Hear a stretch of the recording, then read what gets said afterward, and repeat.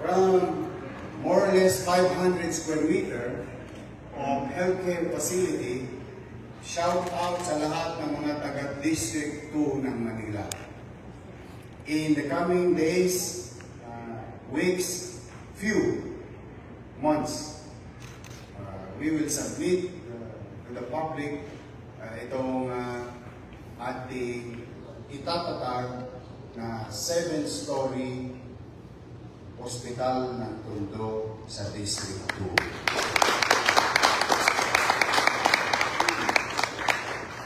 350% larger from its original place.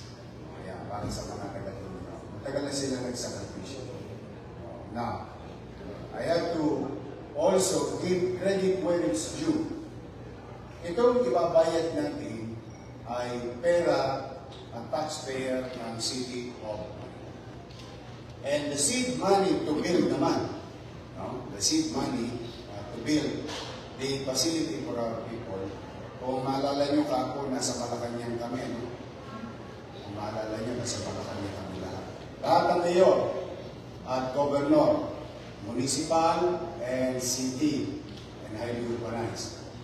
Because of the new program of the President, what you call Bawat Bayan Makikinabang, under the FALGU, or Financial Assistance to Local Government Unit.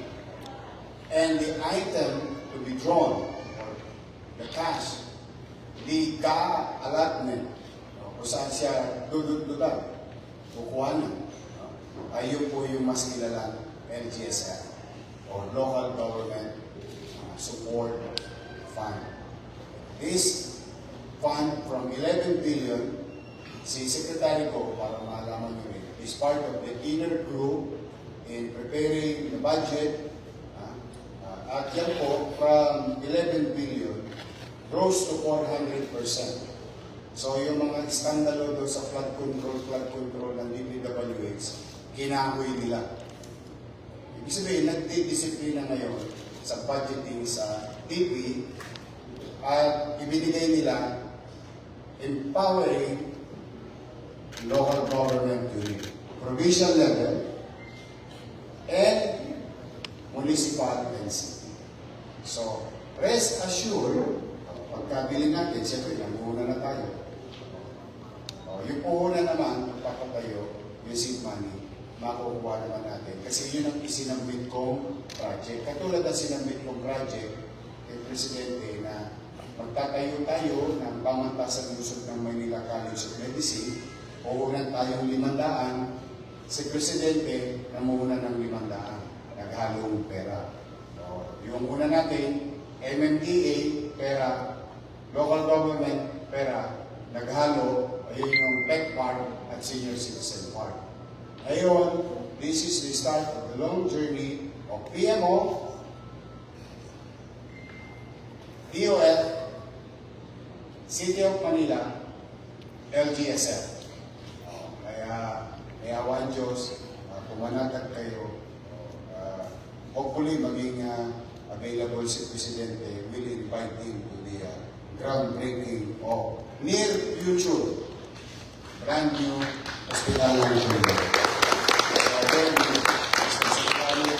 Thank you very much for your wisdom. To the PMO family, thank you very much for your effort.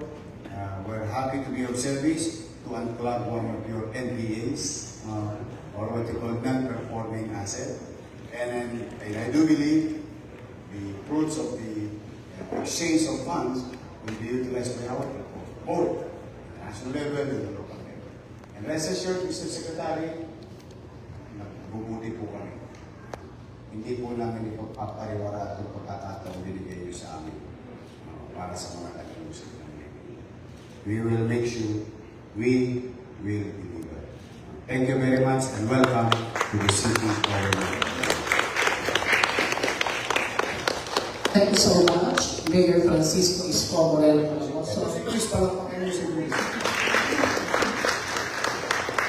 We will now proceed to the signing of deed.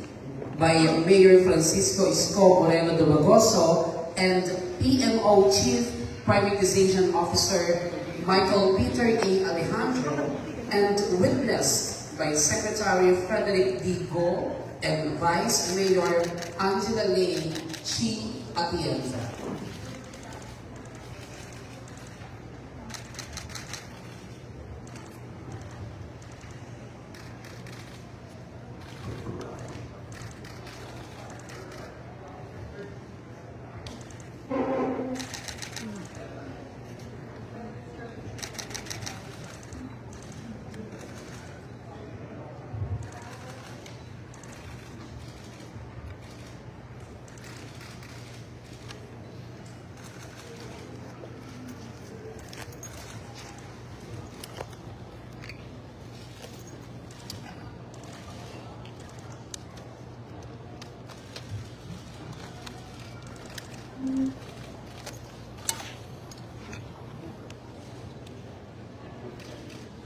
Good things come to those who wait.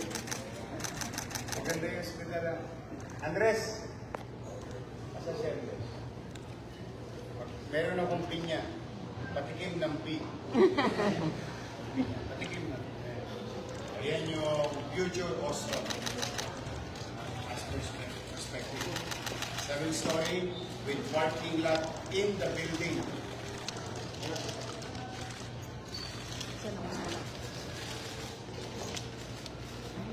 Pwede na. Sino gusto ko reserve?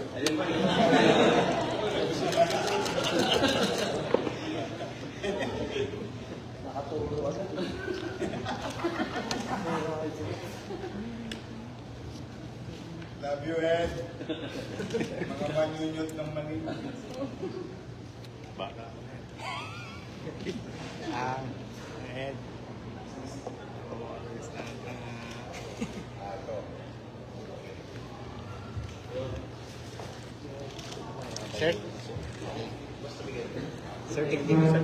Sir, Nico. Yan, yan.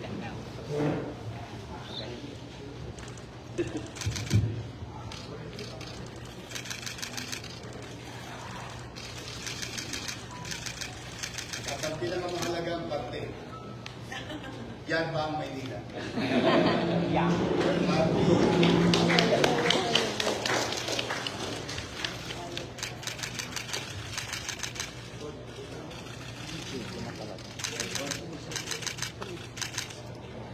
Thank you. Oh. Magkano pang magkano? Sir Nico, Sir Nico. Focus natin yung yung ano bayad. Isa. No. Sorry. Isa na lang yun, eh. Sir, isa lang. So, official na po napirmahan ang antique. Iskupan tayo dun, ah. Kayo ba yung hospital ako? Hindi yung mga pinag... Ngayon, yan lang po target na simulan mo lang natin.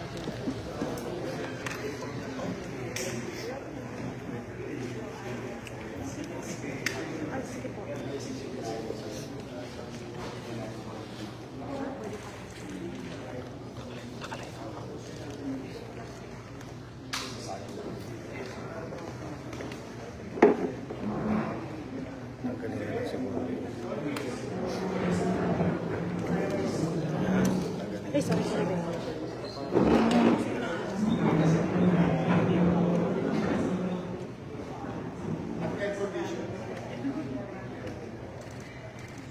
After po ng photo opportunity, manilinig po natin ang closing remarks ng ating pong Secretary of Finance. Okay. Thank you. Maaaring mo na po tayo umupo.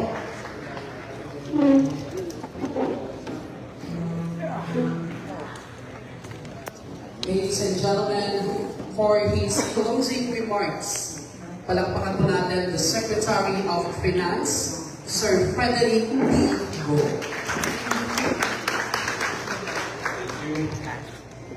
Unang-una, babati ko lang ang aking matagal na idol at kaibigan, si Yorme, Vice Mayor Atienza, PMO Chief, Nico, all the citizens of your wonderful city of Manila, our friends from the media, magandang umaga, magandang hapon na sa inyong lahat. Sorry na na-delay ako.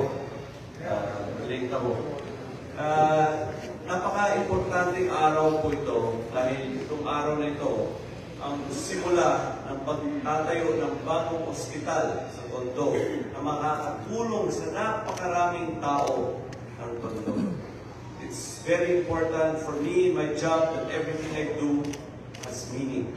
It is not an event, it is not a contract signing, it is the start of improving the health services to the people of Manila. All because of the wonderful leadership of your mayor.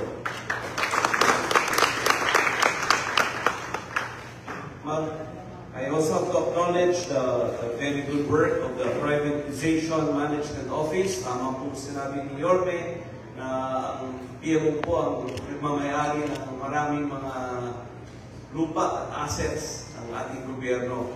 At napakasaya ko po dahil itong asset, itong property na hindi nagagamit ng tama. Eh ngayon, tina-turn over na namin sa City of Manila where it will be used productively, efficiently, and for the good of the people. And you know, I have to tell you na tama rin po si Yorme na ang ganitong klaseng tawag namin disposition of properties, usually napakatagal na proseso ito. Sabi nga ni Mayor, yung mga ganito baka umabot ng decades normally. But you know,